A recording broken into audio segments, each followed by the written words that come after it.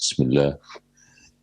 Assalamualaikum warahmatullahi wabarakatuh.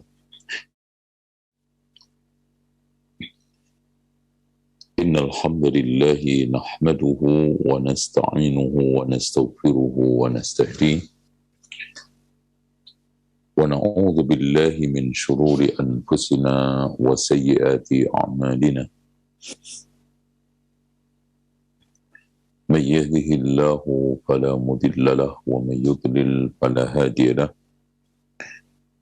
أشهد أن لا إله إلا الله وحده لا شريك له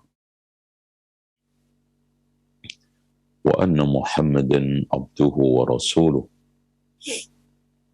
قال الله عز وجل يا أيها الناس اتقوا ربكم الذي خلقكم من نفس واحدة وخلق منها زوجها وبث منهما رجالا كثيرا ونساء واتقوا الله الذي تساءلون به والأرحام إن الله كان عليكم رقيبا وقال تبارك وتعالى يا أيها الذين آمنوا اتقوا الله حق تقاته ولا تموتن إلا وأنتم مسلمون وقال تبارك وتعالى يا أيها الذين آمنوا اتقوا الله وقولوا قولا سديدا يصلح لكم أعمالكم ويغفر لكم ذنوبكم ومن يطع الله ورسوله فقد فاز فوزا عظيما فإن خير الحديث كتاب الله وخير الهدي هدي محمد صلى الله عليه وسلم وشر الأمور محدثاتها وكل محدثة بدعة وكل بدعة ضلالة وكل ضلالة في النار وبعد. Ikhwani wa akhwati fillah, wabil khusus para karyawan, karyawati, bapak ibu guru, semoga kita tetap semangat untuk talabul ilmi, karena ilmu adalah sumber seluruh kebaikan. Makanya Rasulullah SAW katakan, "Man yuridillahu bihi khairan yufaqihu fid din." Barang siapa menghendaki barang siapa yang dikehendaki oleh Allah kebaikan, maka akan dipahamkan di dalam masalah agamanya. Dan yang dimaksudkan khairan di sini, khairiyah fid dunya wa fid din wa fil akhirah. Kebaikan agama ditentukan ilmu. Kebaikan dunia ditentukan ilmu. Kebaikan akhirat juga ditentukan oleh ilmu. Itulah yang dikatakan oleh Imam Asy-Syafi'i, "Man arada dunya fa'alaihi bil ilm." Barang siapa yang menginginkan dunia, alias kebaikan dunia, maka hendaknya dicari dengan ilmunya. Wa man arada al-akhirah, barang siapa yang menghendaki akhirat, fa alayhi bil ilm, maka hendaknya juga dia kejar dengan ilmu. Wa man aradahuma, siapa yang menginginkan keduanya, fa alayhima atau fa alayhi bil ilmi, hendaknya dikuasai ilmunya. Siapa yang ingin kebaikan dunia, kuasai ilmunya. Siapa yang ingin kebaikan akhirat, kuasai ilmunya. Siapa yang ingin mendapatkan kebaikan di agama, kuasai ilmunya. Dan agama itu rusak dikarenakan kebodohan. Makanya kalau kita lihat fakta sekarang, banyak polemik, isu-isu miring seputar masalah agama, itu karena kebodohan. Bukan karena agama itu sendiri. Ya. Baik. Sekarang kita akan membahas mauqiful ma'mum idza kana akthar min wahidatin. posisi makmum, terutama makmum wanita bila sendirian di shaf itu bagaimana? Sementara yang lainnya adalah laki-laki. Dan kalau seandainya makmum itu ada dua, bagaimana lakinya? Perempuan satu. Berarti makmumnya tiga, cuman lakinya dua, perempuannya satu. Ini persis yang ada di dalam hadis dari Anas bin Malik radhiyallahu anhu. Baik, Anas ibn Malik itu anaknya Malik ibn Nadhr. An-Nadhr, ya. Yang menikah dengan Ummu Sulaim, ya, yang juga nanti akan menjadi pelaku atau salah satu pelaku yang ada di dalam hadis ini. Nama aslinya ada yang mengatakan Al-Ghumayso, ada yang mengatakan Ar-Rumayso, ada yang mengatakan Al-Malikah, ya. Ini banyak sekali memang. Ada yang mengatakan lagi Sahlah. Tetapi yang masyhur itu kalau enggak Ghumayda atau Rumaysa. Taib. Anas ibn Malik radhiyallahu an adalah sahabat yang berumur panjang, berilmu melimpah, berharta kekayaan yang sangat banyak, dan beranak cucu yang barokah melimpah. Berkat doa Rasulullah SAW dan juga pengabdian secara tulus sempurna selama 10 tahun. Selama Rasulullah SAW datang ke Madinah sampai meninggal dunia. Yang ketika itu orang Badar datang memberikan sesuatu yang tercinta terbaik kepada Rasulullah. Ya, antum lihat aja bagaimana Abu Ayyub Al-Ansari memberikan rumahnya, tanahnya, untuk ditinggali Rasulullah.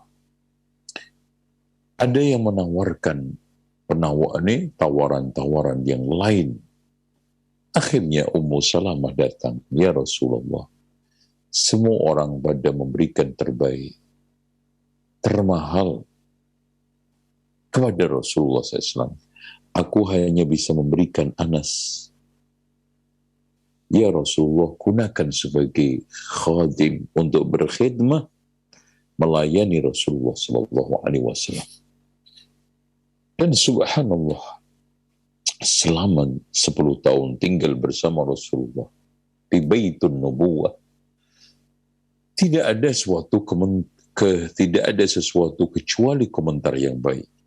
Sehingga dia mengatakan, saya hidup dan tinggal bersama Rasulullah SAW 10 tahun. Rasulullah tidak pernah mengatakan, kenapa kamu melakukan ini, tidak melakukan ini. Itulah Anas bin Malik. Qala Rasulullah sallallahu alaihi wasallam bersabda, shalla Rasulullah sallallahu alaihi wasallam. Rasulullah SAW salat. Berarti di sini Anas ibnu Malik menceritakan salatnya Rasulullah.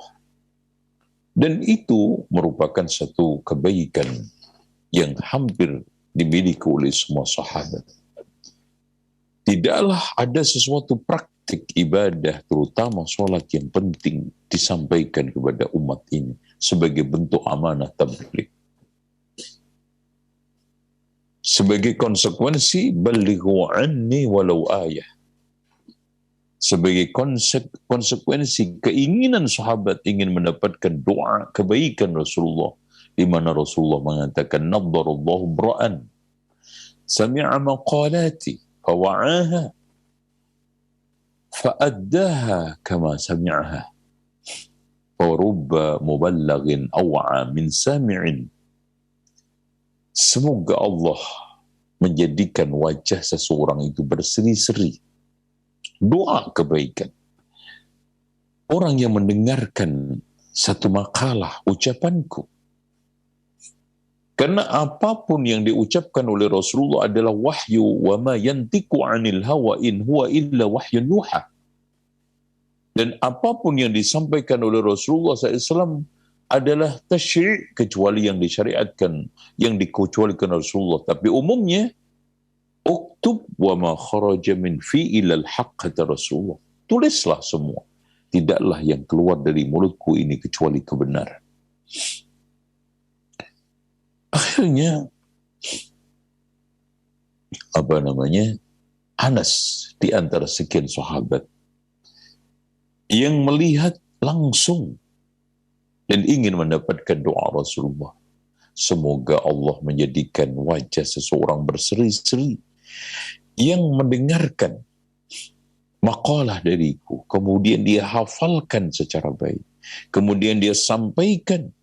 Berapa banyak orang yang tersampaikan lebih faham daripada yang mendengarkan. Artinya di sini, yang mendengarkan Rasulullah, yang tersampaikan kepadanya hadis lewat pihak kedua, ketiga, ke satu, terserah itu ya. Bisa pertama, bisa kedua, ketiga. Ya. Dengan demikian di sini pentingnya tablighu da'wah. Ya, balighu anni walau ayah. Baik. An Anas bin Malik radhiyallahu anhu qala shalla Rasulullah sallallahu alaihi wasallam. Rasulullah SAW sholat. Dan ini ceritanya asbabul wurudnya sholat sunnah. Dan ini menjadikan satu dalil dibolehkan berjamaah sholat sunnah asalkan tidak dilazimkan. Asalkan tidak dirutinkan, diharuskan. Ceritanya ibunda Anas yang tidak lain adalah Ummu Sulaim membikinkan makanan teristimewanya untuk disajikan kepada Rasulullah. Akhirnya dia undang Rasulullah, ya Rasulullah, saya bikinkan satu makanan untukmu. Bisakah engkau datang ke rumahku, kemudian sholat di sana? Masya Allah. Akhirnya disiapkan oleh Anas bin Malik tikar, ya. Dan tikarnya itu Masya Allah, ya. Tikar terbuat dari kurma, kalau kita pandan, ya. Ya. Kemudian tampaknya subhanallah, ini menunjukkan ketawaduannya Rasulullah. Jadi tikar tersebut itu sudah menghitam. Terus ini udah aus. Tapi akhirnya dibersihkan oleh Anas bin Malik. Kemudian akhirnya Rasulullah duduk dan makan. Allahu Akbar. Makan. Dan ini memberikan satu poin kepada semua yang dengarkan ceramah ini, ya ikhwan. Kehidupan Rasulullah dan sahabat-sahabiyah itu lebih miskin daripada kita, ya. Lebih sederhana daripada kita. Lebih kurang sana-sini daripada kita. Bayangkan Rasulullah diceritakan oleh salah satu istrinya pernah hampir 2 bulan. Di rumah ini tidak ada kecuali aswadaini, yaitu kurma sama air. Subhanallah. Pernah Ummu Sulaim juga ya, menyambut tamu. Bagaimana dia itu mengalah, ya, istri dia, anaknya tidak makan. Demi tamunya Rasulullah SAW, yang Rasulullah juga ketika itu tidak punya makanan. Kita subhanallah, alhamdulillah, betapa mudahnya kita mendapatkan pakaian dengan berbagai macam variasinya. Hatta walaupun di emperan atau di kaki lima, itu pakaian yang kita beli, yang kita pakai masih lebih mewah daripada yang dipakai oleh para sahabat ridwanullahi alaihim. Makanan yang kita makan subhanallah sekarang di rumah, hantaran dari tetangga kita, dari acara-acara yang seperti umpamanya pernikahan, itu lebih mewah. Saking melimpahnya, merasa semua makanan itu sudah nggak enak lagi. Karena lidah kita ini sudah sering kemasukan makanan-makanan. Sehingga sudah tidak lezat lagi. Tapi kita miskin, kadang-kadang mengorbankan ibadah, mengorbankan Allah, menyalahkan Allah karena miskin. Contoh aja melacur, alasannya katanya miskin. Begal katanya alasan miskin. Subhanallah. Ya. Sementara sahabat ridwanullahi alaihim itu lebih miskin. Lihat antum Ummu Sulaim. Lihat kehidupan sahabat yang lainnya. Lihat Rasulullah SAW sendiri. Ya. Makanya di sini pentingnya qanaah. Apa yang menjadi pembeda antara mereka dengan kita? Kita lebih berkecukupan, lebih melimpah. Tetapi mereka tidak, tapi lebih menikmati kehidupan, keberkahan. Karena satu, mereka mensyukuri apa yang ada. Mereka qanaah terhadap pemberian Allah. Sementara kita, apa yang kita pegang merasa tidak ada apa-apanya. Apa yang kita nikmati merasa lebih rendah daripada milik orang. Pakaian yang kita pakai, makanan yang kita makan, kendaraan yang sekarang ini kita pakai, rumah yang kita tinggalin, meskipun sudah cukup, tapi merasa lebih bawah daripada orang lain, lebih rendah daripada orang lain, lebih jelek daripada orang lain. Ini yang membedakan kehidupan mereka dengan kita sekarang. Qanaah wa syukur itu tidak ada. Minimal kurang di antara kita. Sementara kata Allah, la in syakartum la azidannakum. Kalau kamu bersyukur, Allah tambahi. Wala in kafartum inna adzabi lasyadid. Siksaku, ya. Artinya azab di sini adalah akan hilang. Ya, nikmat-nikmat itu minimal sudah tidak ada rasanya lagi, tidak ada keberkahannya lagi. Meskipun harta kita itu banyak. Kita makan, Masya Allah, dengan berbagai macam variannya, kuliner sana-sini, pakaian berganti-ganti, tapi semua itu seakan-akan tidak ada. Kenapa? Karena Allah katakan, la in syakartum, wa la in kafartum, inna adzabi lasyadid. Ya, Allahu a'lam bishawab. Faqumtu. Nah, akhirnya di sini Anas menceritakan tentang sholatnya Rasulullah di rumah ibundanya Ummu Sulaim, yang tidak lain adalah sholat sunnah, seperti juga yang dilakukan oleh Rasulullah Shallallahu Alaihi Wasallam kepada sahabat lain. Ya, pernah diundang ke rumah terus kemudian sholat. Ya, ini sama ya.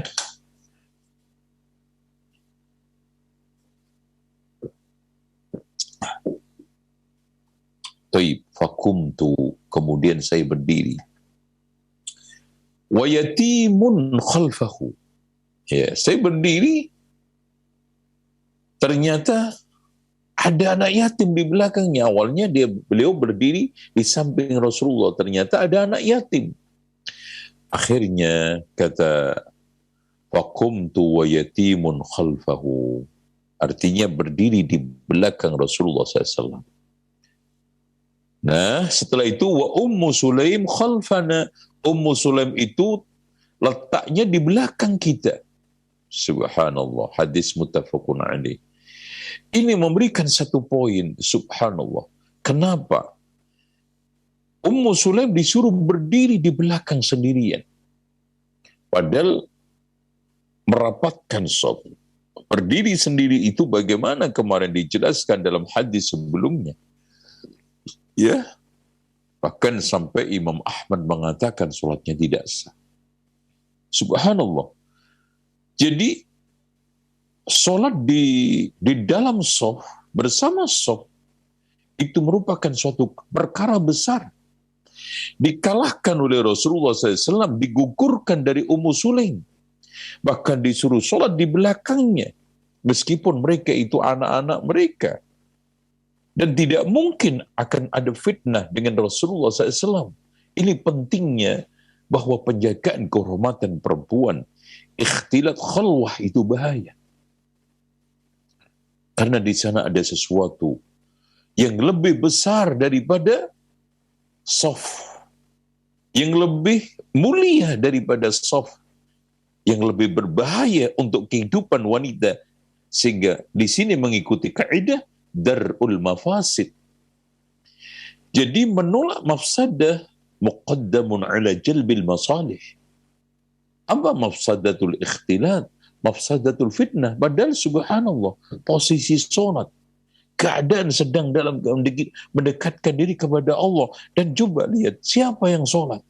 Rasulullah, Anas bin Malik, seorang sahabat mulia, Ummu Sulaim sahabat mulia, yatim. Yang yatim otomatis di sini adalah masih belum balik. Yang namanya adalah Dumairah bin Abi Dhamrah, salah satu maula Rasulullah sallallahu alaihi wasallam.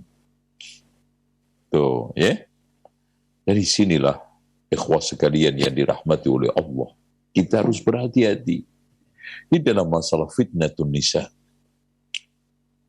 Sampai Rasulullah melarang la tusafirul mar'atu masafata qasrin illa wa ma'ahadi mahramin minha. Janganlah seorang perempuan itu pergi tanpa disertai mahram, karena fitnah. Innal mar'ata idza kharajat istashrafaha syaitan. Wanita itu kalau keluar akan dijadikan tipu daya muslihat oleh syaitan karena fitnah. Ma taraktu ba'di fitnatan adarru 'ala ar-rijali minan nisa. Tidaklah aku tinggalkan satu fitnah yang lebih berbahaya buat laki-laki ketimbang perempuan. Bagaimana sekarang ini fitnah yang menimpa Bani Israel? Rasulullah SAW mengatakan, Inna awwala fitnati Bani Israel kanat fin nisa. Jadi fitnah pertama kali yang menimpa Bani Israel itu ada di dalam perempuan. Makanya Rasulullah SAW sampai menggugurkan, ya, dari soft, tidak bergabung dengan laki-laki. Padahal secara umum meluruskan, merapatkan, menyatu dengan soft itu adalah wajib. Salat sendirian di belakang soft itu dilarang. Bahkan di dalam hadis yang kemarin kita sampaikan, la salata liman shalla khalfas shaf. Tidak ada salat bagi orang yang salat di belakang shaf sendirian.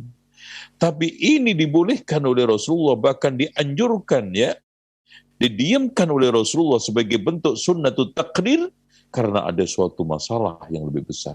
Darul mafasid muqaddamun ala jalbil masalih. Itu, ya. Dan ini tidak bertentangan dengan hadis Muslim, di mana di sana ada hadis pernah Abdullah ibnu Mas'ud salat, ya, salat di belakang Rasulullah SAW berdua, di mana akhirnya diposisikan Rasulullah SAW satu di samping kanan, satu di samping kiri. Tuh, bukan di belakang. Maka hal ini dijawab oleh para ulama dengan jawaban satu, hadis itu adalah mansukh, dinasakh. Karena dalilnya dinasakh di dalam teks itu, di mana Abdullah ibnu Mas'ud mengatakan begini, qala na'am faqama bainahum wa ja'ala ahadahuma 'ala al-yamin wal akhar 'ala shimali thumma tarakna وَوَضَعْنَا أَيْدِينَا عَلَى رُكْبَتِنَا فَضَرَبَ أَيْدِيَنَا ثُمَّ طَبَّقَ بَيْنَ يَدَيْهِ tatbik.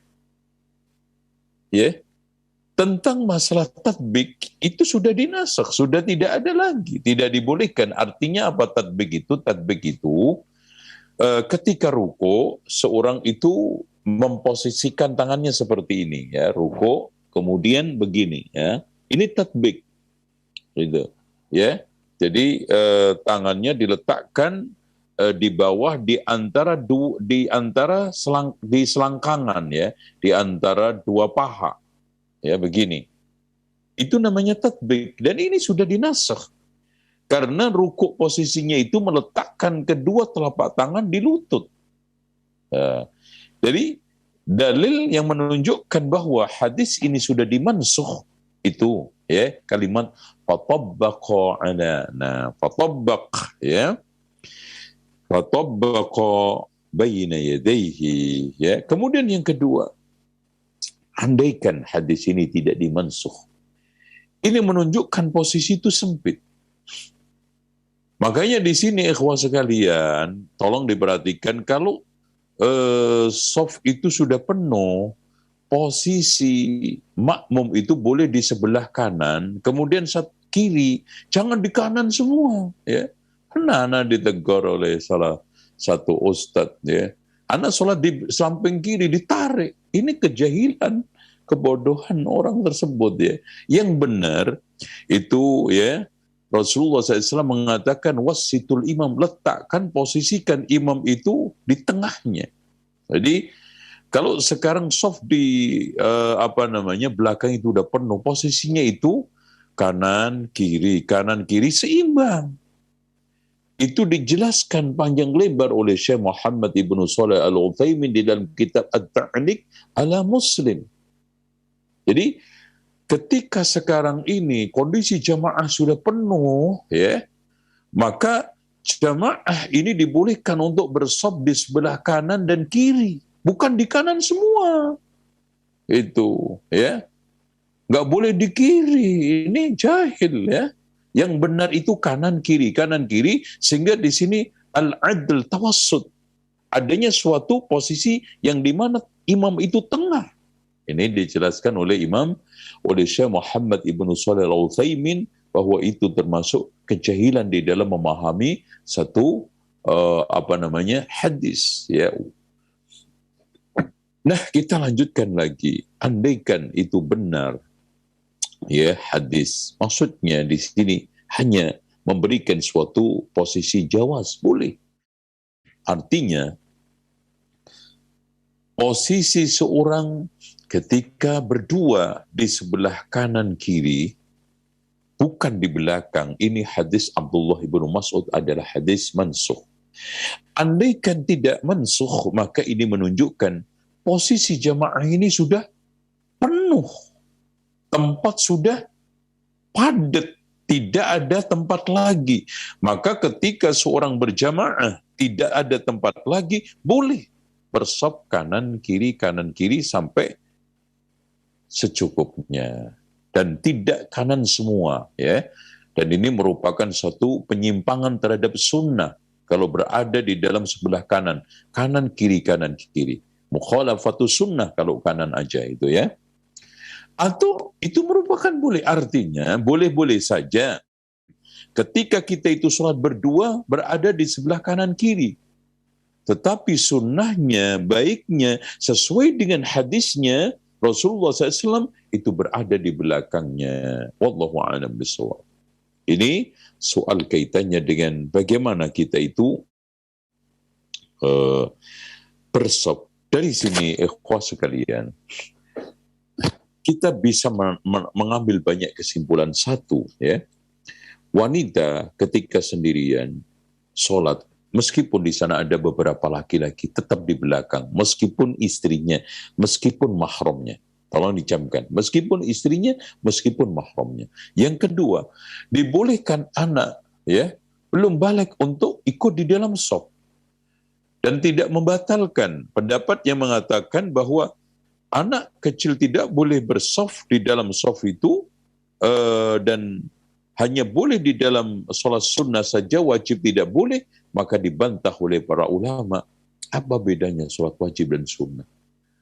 Selagi tidak ada dalil yang melarangnya, maka apa saja yang boleh pada sholat sunnah, otomatis boleh pada sholat wajib, dan sebaliknya. Oleh karena itu, anak-anak, apalagi yang sudah umur 6, ya, dan juga 7, seperti yang kasus hadis yang kemarin, Amr bin Salimah, seorang yang masih anak-anak tapi sudah banyak menghafal Al-Quran. Yang kelebihannya sudah saya sampaikan, akhirnya diangkat oleh Rasulullah menjadi imam kaum. Ya, imam kaum. Ini menunjukkan bahwa jangankan sekarang berada di shaf, jadi imam aja boleh. Adapun hadis Rasulullah SAW, liyaliyani ulun nuha wal ahlam, itu maksudnya anjuran, sebaiknya, afdalnya, tidak bertentangan dengan bolehnya. Artinya, seorang yang berada di belakang imam itu lebih dianjurkan untuk di belakang imam itu orang-orang yang berakal, orang-orang yang sekarang ini sudah dewasa, tapi itu afdal. Boleh anak-anak, apalagi umur 5-6 tahun sudah tamyiz, sudah mengerti. Dalilnya hadis Amr ibn Salimah yang bukan hanya dibolehkan Rasulullah SAW sholat di shaf, tapi bahkan disuruh untuk menjadi imam. Dan ini juga yatim, dan yatim itu tidak lain adalah anak yang ditinggal. Bapaknya meninggal dunia belum balik, berarti anak kecil. Karena nggak mungkin orang dewasa sudah balik disebut yatim. Sementara di sini Anas bin Malik tegas-tegas mengatakan, ana wa yatim. Dengan demikian, kita bisa simpulkan seorang wanita ketika sendirian berada di shaf, meskipun istri statusnya, meskipun anak statusnya, meskipun mahram statusnya. Kemudian laki-laki ketika satu berada di sebelah kanan, sebagaimana pas ya di samping kanannya imam, seperti hadis Ibnu Abbas, kalau berdua, 3, 4 dan seterusnya di belakangnya. Walaupun kalau seandainya berdua, ya boleh di samping kanan kiri ini, itu hanya boleh andaikan masih dipaksakan hadis itu adalah hadis yang ma'mul, bisa diamalkan. Tapi yang sahih, hadis tentang boleh atau posisi makmum berdua di sebelah kanan kiri dari Abdullah ibnu Mas'ud adalah mansukh, dinasakh, karena di dalamnya hadis ini hadis Muslim, dikeluarkan oleh Imam Muslim dalam sahihnya, karena di dalamnya ada suatu kalimat tabbaqa ali. Tabbaqa itu tadbik begini, meletakkan tangan kanannya ketika rukuk begini dan diletakkan di selangkangan, yaitu di antara dua pahanya. Ya, ini ketika rukuk, dan ini sudah dinasakh, sudah tidak dibolehkan. Bahkan ketika rukuk, seorang dianjurkan untuk meletakkan kedua telapak tangannya di lutut, yang kanan di kanan, kiri dan yang kiri juga di kiri. Demikian, alhamdulillah kita sampai penghujung acara, dan saya ucapkan terima kasih wabil khusus teman-teman saya seperjuangan dalam pendidikan dan dakwah yang mengikuti sampai akhir, dan juga para pemirsa Roja TV dan Radio Roja, pendengar Radio Roja, dan seluruh kaum muslimin yang mengikuti dari streaming. Semoga Allah jadikan ilmu yang kita pelajari bermanfaat, dan Allah ajarkan kepada kita ilmu-ilmu yang bermanfaat. Moga-moga pertemuan kita ini pertemuan yang dirahmati Allah, dan semoga perpisahan kita dijauhkan dari keruh hati dan perpecahan. Dan Allah jauhkan negeri ini dari bencana, musibah, bala, dan Allah berikan keberkahan yang melimpah ruah. Subhanakallahumma wa bihamdika asyhadu an la ilaha illa anta astaghfiruka wa atubu ilaik. Wassallallahu ala Muhammadin wa ala ali Muhammad walhamdulillahi rabbil alamin. Wassalamualaikum warahmatullahi wabarakatuh.